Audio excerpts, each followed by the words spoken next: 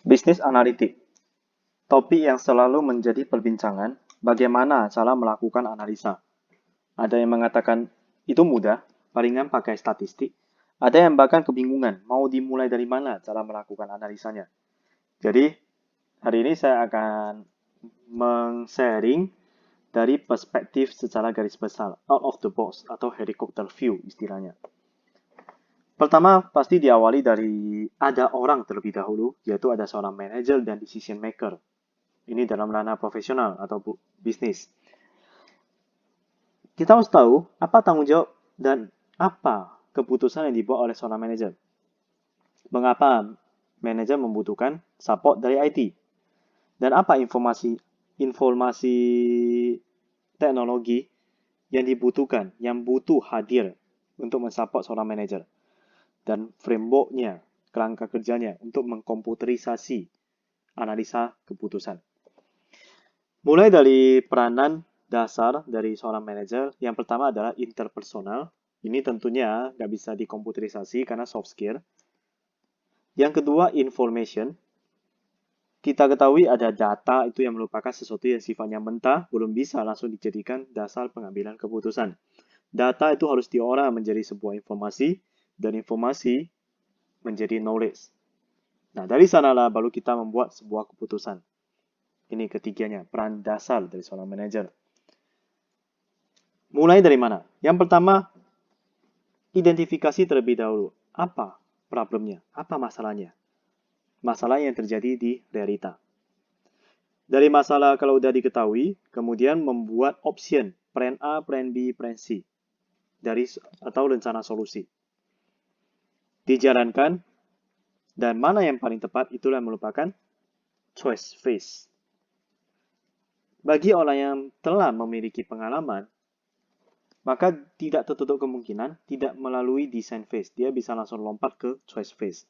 Tetapi idealnya adalah step by step, yaitu intelligent phase, menjawab pertanyaan apa, kemudian solusinya, rencana solusi, baru kita memilih pick and option yang disebut implementasi dari sebuah solusi. Mengapa manajer membutuhkan dukungan atau support dari IT? Yang pertama, banyaknya alternatif yang terus bertambah. Yang kedua, banyak keputusan dibuat dalam kondisi time pressure atau tekanan. Bisa tekanan karena kondisi masalah tersebut atau karena waktu yang sudah terlalu sempit. Yang ketiga, ketidakpastian yang terus meningkat. Dan yang keempat, masalah remote information. Oleh karenanya, kita butuh konsultasi dengan seorang expert. Bayangkan kalau kita tidak punya pengalaman atau manajer tidak punya pengalaman, maka dia harus mencari, tahu, meraba-raba bagaimana nih solusinya. Kemudian dia akan mencari seorang konsultan. Konsultan sepandai apapun, dia tetap butuh data untuk melihat. Dan data, dia harus olah dulu menjadi informasi. Itu kan butuh waktu. Nah, disinilah dasar mengapa manajer membutuhkan dukungan IT. Apa IT yang harus dihadirkan? Yaitu BI atau Business Intelligence. Tetapi, untuk menjawab bagaimana cara kerja dari BI, kita harus tahu dulu framework atau kerangka kerja dalam mengkomputerisasinya. Yang pertama, pahami dulu struktur problem. Bisa structure, terstruktur, semi-structure, setengah terstruktur, setengah tidak terstruktur, atau yang ketiga, unstructured. Di mana sifatnya itu bisa dalam kategori operational, management, dan strategic planning. Kita akan lihat dalam decision matrix. Ini matrix structure, semi-structure, dan unstructured terhadap operational control, management control, strategic planning, dan information support. Sesuatu yang telah terstruktur di operationalnya, yaitu contohnya account receivable, order entry. Kalau dalam management control, yaitu analisa budget, forecasting untuk short term, personal reports, make or buy analysis. Strategi planning itu nggak ada untuk kondisi yang structure, karena kan udah terstruktur, berarti tidak ada yang butuh diplanningkan. Tapi, secara teori memang demikian, prakteknya, structure planning bisa jadi muncul kembali. Apa yang dibutuhkan dari sisi IT-nya, yaitu adanya MIS, Management Information System. Jadi dari sana kita udah bisa langsung tahu bagaimana penjualan perusahaan, accounting-nya, itu semuanya bisa langsung dianalisa secara langsung karena udah terintegrasi. Tentunya di balik layar itu ada model statistiknya. Kita masuk ke bagian yang kedua yaitu semi-structure. Untuk operational control berarti penjadwalan produksi, pengontrolan untuk inventory, ini perusahaan manufaktur dan perusahaan dagang. Bagaimana manajemennya? Yaitu ada evaluasi kredit, mempersiapkan budget, plan layouting, project scheduling, dan reward system design. Strateginya, membangun a new plan, lakukan merger, acquisition planning. IS support bagaimana? Yaitu DSS dan Business Intelligence, BI. Untuk unstructured, yang tidak terstruktur, operasionalnya itu masih belum ada. Tapi untuk manajemennya, yaitu ada negosiasi, ada recruitment, strategi planningnya berarti menghadirkan teknologi baru. Ada R&D di belakang layar. Yaitu kita harus memastikan teknologi yang digunakan belum deprecated atau sudah tidak bisa digunakan lagi. Jadi terus lakukan upgrade dan social responsibility planning. Itu juga bagian dari strategi plan. Untuk IS support yaitu ada DSS sama ditambah expert system. Ada ERP, neural network yang merupakan ranahnya artificial intelligence, business intelligence dan big data. Jadi beginilah cara pandang problem terhadap pengontrolan.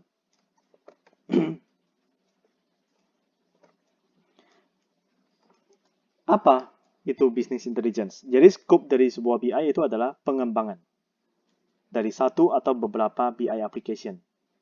Bisa bangun sendiri, start from scratch, atau menggunakan BI yang telah ada. Kita lakukan integrasi dengan API atau teknologi lainnya. Pengembangan infrastruktur untuk mensupport enterprise-wide BI. Jadi bisa tidak tertutup kemungkinan BI diintegrasikan dengan sistem-sistem lainnya. Tentunya untuk mendukung transformasi organisasi atau bisnis. Cara analisa yang pertama yaitu dibutuhkan OLED. Ini merupakan implementasi dari DBMS biasa, hanya saja bedanya DBMS itu adalah database di dalam ada data master, ada data transaction. Ketika data transaksi itu sudah banyak, maka butuh dilakukan denormalisasi, sehingga pada saat kita jalankan query, tidak mempengaruhi kinerja dari sebuah server. Jadi database-nya terpisah. Di mana tujuan dari OLAP ini hanya untuk analisa. Data analisa yang kedua untuk mengaplikasikan BI itu adalah data mining dan decision support system.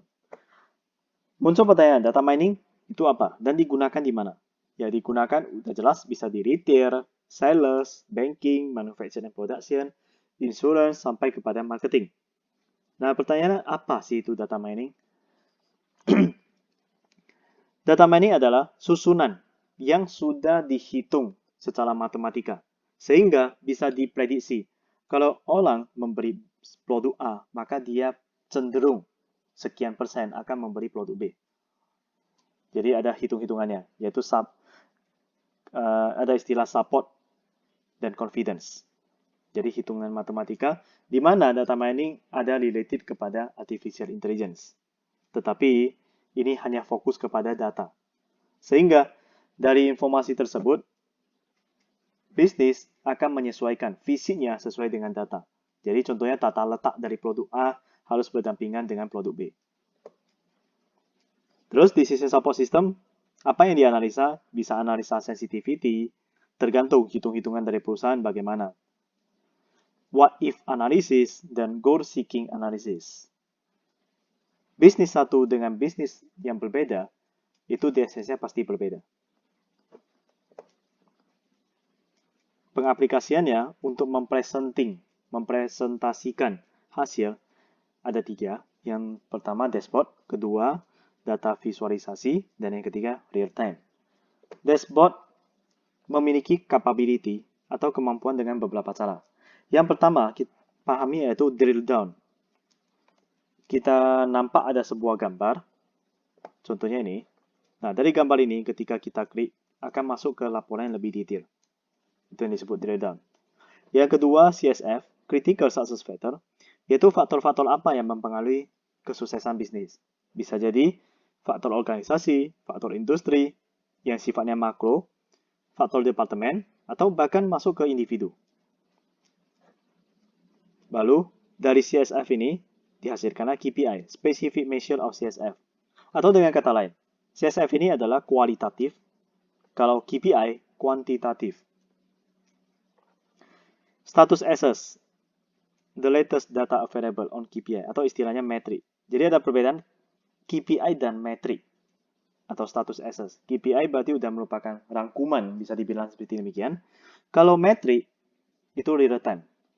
Bayangkan kita sedang mengendarai sebuah mobil. Dalam perjalanannya, kan kita lihat speedometernya. Ini udah kecepatannya berapa. Ini kan sedang berjalan. Itu disebut metrik. Trend analysis. Ada 3, bisa short term, medium term, atau long term. Tergantung kepada KPI yang ditentukan oleh bisnis. Dan yang terakhir adalah exception reporting, yang spesial atau pengecualian. Ini adalah tampilan dari dashboard. Data visualization technology, misalnya geografi, information system, reality mining. Ini adalah GPS contohnya. Reality mining ini sama, yaitu lifetime, bisa dilihat langsung. Tetapi ini sudah bentuk visual, bukan teks. Jadi kalau sudah pernah melihat atau familiar dengan Google Analytics, itu kan semuanya bentuk teks. Padahal sekarang ini memang dalam Google Analytics sudah dimasukkan visual, walaupun belum terlalu banyak. Nah, idealnya data visualization teknologi adalah full visual. Baik, demikian pemaparan mengenai bisnis analitik. Semoga bermanfaat. Terima kasih.